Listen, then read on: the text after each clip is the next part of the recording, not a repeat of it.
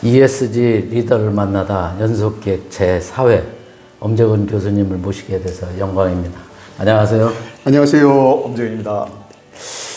사회적 이슈가 되고 있는 ESG가 왜 이렇게 중요한가요?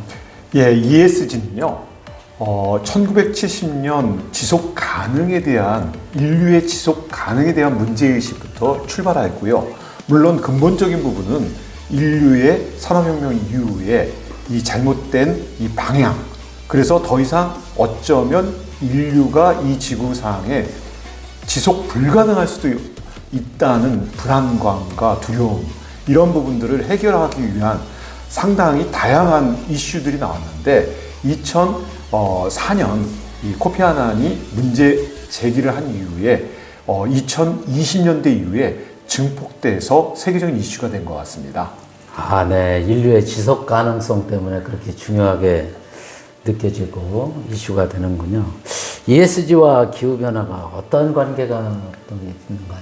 예, 최근에 그 기후변화에 대한 문제의식이 굉장히 많이 제기되었습니다. 앞서 말씀드렸듯이 ESG는 이 지구의 인류가 지속 가능한 부분이 불안한 부분 때문에 나왔고 거기에 치명적인 영향이 바로 기후변화에 대해서 이야기가 나오기 시작을 한 겁니다.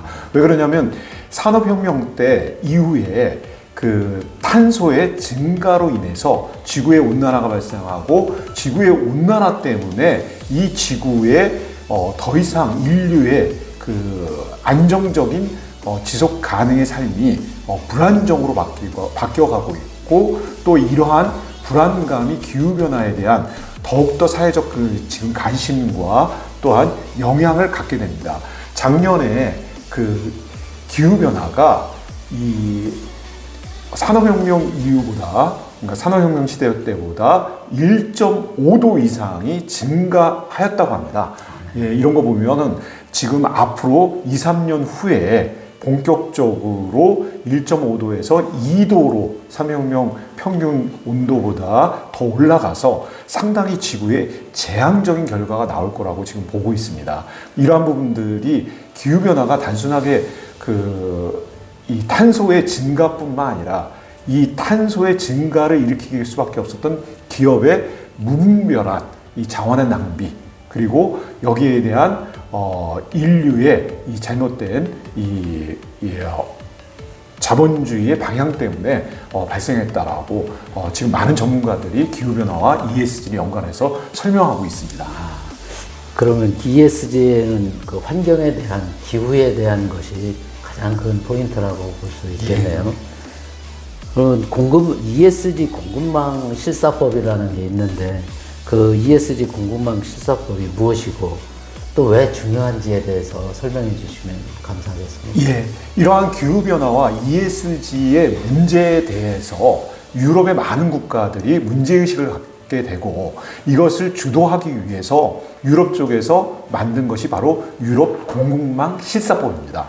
그래서 유럽에서는 이 기후에 영향을 미치는 이 탄소에 대해서 철저하게 제한하는 상당히 환경 친화적인 법들이 많이 나와 있는데 이러다 보니까 유럽에 있는 이 기업들이 경쟁력을 잃어가고 또 이러한 부분들을 지키지 않은 유럽 외에서 생산되는 물건들이 유럽 안으로 들어오면서 문제가 되고 있다. 그래서 유럽으로 수입되는 물건들에 대해서 유럽 공급망 실사법을 적용해서 구체적으로 EU에 수입되는 상품에 대한 관세를 매기겠다. 물론 EU 안에 있는 기업들에 대해서도 철저한 이 기후에 따른 영향을 주는 탄소에 대한 제한과 함께 수입되는 모든 물품에 대한, 그렇게 된다면 유럽에 수출을 하고 있는 우리나라도 마찬가지입니다. 그래서 분명히 이제 유럽 탄소 국경세라고 하는 이러한 부분이 유럽 공급망 시사법에 대해서 작동을 하고 유럽에 물건을 수출하기 위해서는 ESG 보고서가 앞으로는 제출돼야 됩니다. 그래서 지금 일부 업종에 적용되기 시작했고 아마 내년 말쯤 아니면 내후년에는 모든 품목에 대해서 유럽에 수출을 하기 원하는 모든 기업들은 이 ESG 보고서를 제출해야 될 거다. 그래서 이제는 본격적으로 우리나라의 기업들의 우리나라는 뭐 수출로 먹고 사는 나라인데 거의 많은 기업들에게 작동될 것으로 예상됩니다. 아, 그럼 ESG 공급망 실사법이라고 하는 거는 우리가 수출과 에너지 절감, 환경을 보호하기 위해서는 꼭 지켜야 될 그런 법이겠네요. 예, 물론입니다. 그럼 한국 ESG 과학회에서는 학회가 창립되었는데 사회적 역할과 어떠한 영향을 줄 수 있는지에 대해서 교수님 한 말씀 부탁드립니다. 예, 최근 여러 그 교수님들과 또 많은 전문가들이 모여서 ESG 과학회를 설립했습니다. 예, 이것은 이제 ESG가 단순하게 부분적인 이슈가 아니라 많은 수많은 아니면 인류의 모든 사람들이 관련된 이슈라고 볼 수 있습니다. 이러한 이슈 속에서 전문가들이 좀 더 ESG에 대한 준비와 또 ESG에 대한 대응을 통해서 모든 인류의 공용을 위한 부분들을 우리가 헌신하고 봉사해야 된다는 그런 개념에서 출발하였고요. 또 전문가적인 그래서 이름이 ESG 과학회인데 과학적 측면에서 좀 서포트할 부분들에 대해서 좀 고민하게 됐고 또 이러한 부분들이 또 위에서 설립되었습니다. 아, 네. ESG 과학회는 그러면 환경과 사회 또 거버넌스 경영에 대한 부분을 중에서도 사회 환경과 그 안전에 대한 부분이 더 강조되는 듯한데 그건 교수님 맞습니까? 예, 맞습니다. 정확하십니다. 네. 예.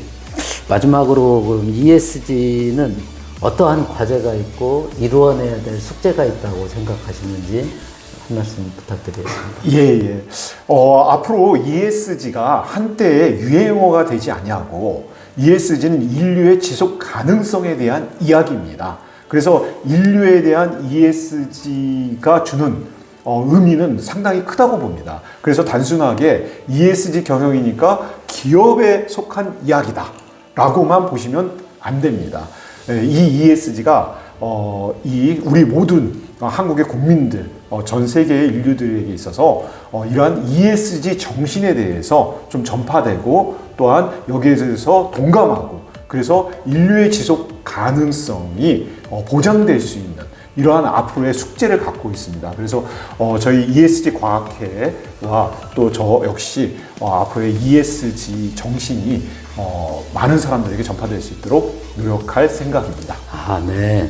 ESG 사회운동으로 더 번져서 더 많이 발전할 수 있도록 한국 ESG 과학회가 노력해 주셨으면 감사하겠습니다. 예, 감사합니다. 예, 인터뷰에 응해 주셔서 감사합니다. 예, 감사합니다.